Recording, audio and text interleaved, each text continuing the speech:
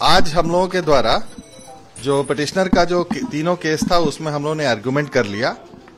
उसमें जो शेल कंपनियों का मैटर था,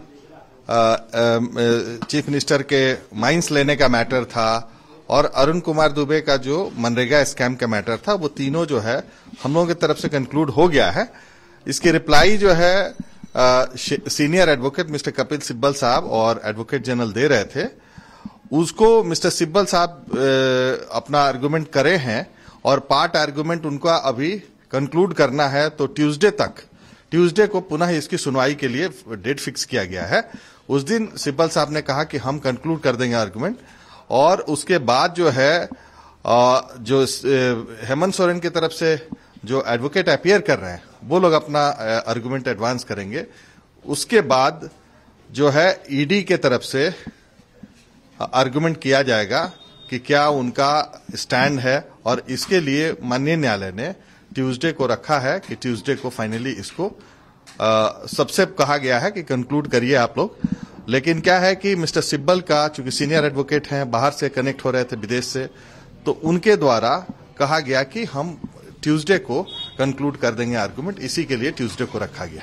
अभिषेक श्रीवास्तव और पंकज मिश्रा, माननीय न्यायालय ने जो कई लोगों का नाम आ रहा है पिटिशन में, जो पिटिशनर के द्वारा, उसमें अभिषेक श्रीवास्तव का, पंकज मिश्रा का और अन्य लोगों का भी नाम है।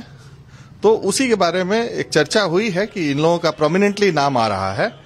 तो पिटिशनर ने सारे जगह चूंकि जितना भी केसेस है, जितने भी एक्ट है, उसमें कहीं न कहीं लोग इन्वॉल्व है, इसी के लिए हम लोगों ने आर्गुमेंट किया था और उसमें पिटिशन में ही एफिडेविट पे हम लोगों ने दिया हुआ सारा। आज काफी लंबी बहस चली है, तो डिफेंस की तरफ से क्या आर्ग्यूमेंट्स आए? डिफेंस का कहना है कि जो पिटिशनर का जो स्टैंड है या जो एलिगेशन है, उसमें हम पहला एलिगेशन तो मेजर जो एलिगेशन है उसमें है कि जो शेल कंपनियां हैं उसमें इन्वेस्टमेंट उनका कहना है कि नहीं है, क्योंकि कोई कनेक्टिविटी नहीं है, कनेक्ट नहीं है। दूसरा चीज यह है कि जिन लोगों का नाम दिया गया है वो जो बिजनेस है हेमंत सोरेन का, वो हेमंत सोरेन कहीं भी बिजनेस से कनेक्टेड नहीं है किसी कंपनी में। दूसरा उनका कहना था कि जो सोहराई रिसोर्ट, सोहराई जो भवन नहीं लाइफ स्टॉक का है, वो जो कंपनी है उसमें उनका कहना है कि हम लोगों ने तो लिया जरूर था 11 एकड़, लेकिन उसको वापस कर दिया है। माइनिंग के बारे में कहा कि उसको भी माइंस उनका लिया हुआ था, लेकिन चूंकि उनके तरफ से आज एडवोकेट अपीयर कर रहे थे, उन्होंने नहीं अभी उनका आर्गुमेंट हुआ है। लेकिन उनका कहना है कि और भी चीजें हैं, जैसे ग्रांट्स माइनिंग के बारे में भी चर्चा हुई। ग्रांट्स माइनिंग के बारे में भी उनका कहना है कि जो फिगर दिखाया गया है पिटिशनर के द्वारा, वो फिगर एग्जैक्टली वो नहीं है। लेकिन जहां तक हम लोगों का प्रश्न है, हम लोगों ने अपना एक्सप्लेन कर दिया है, एफिडेविट्स भी है।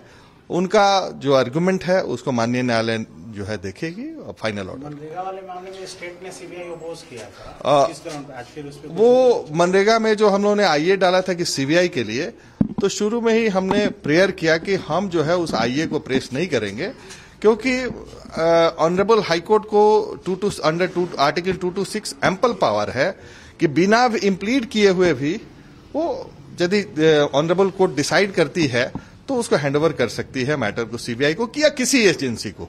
इतना पावर ऑनरेबल हाईकोर्ट के पास इनॉर्मस पावर है to hand over the matter to CBI. मंगलवार को किनको अपना पक्ष और रखना है सर? मंगलवार को पार्टली जो है स्टेट गवर्नमेंट की तरफ से मिस्टर सिब्बल को रखना है, कपिल सिब्बल साहब को। दूसरा जो मीनाक्षी अरोड़ा मैडम है उनको रखना है हेमंत सोरेन की तरफ से। तीसरा है कि एनफोर्समेंट डायरेक्टोरेट की तरफ से वो मिस्टर राजू अपीयर करेंगे या सॉलिसिटर जनरल साहब अपीयर करेंगे, उनको अपना पक्ष रखना है। तो ट्यूसडे को इसकी सुनवाई बृहत होगी सुबह 3:30। मेरिट पे सुनवाई शुरू हो गई और पिटिशनर प्रार्थी की तरफ से अपना आर्गुमेंट कर लिया गया है, पार्टली स्टेट गवर्नमेंट की तरफ से भी कर लिया गया है, और एक इंटरलोक्यूटरी एप्लीकेशन इंटरवेनर फाइल किया गया था, उसका भी पार्टली उनको भी ऑनरेबल कोर्ट जो है पार्टली सुना है, और उसको भी उस दिन पार्टली सुनेगी कोर्ट, ऑनरेबल हाई कोर्ट।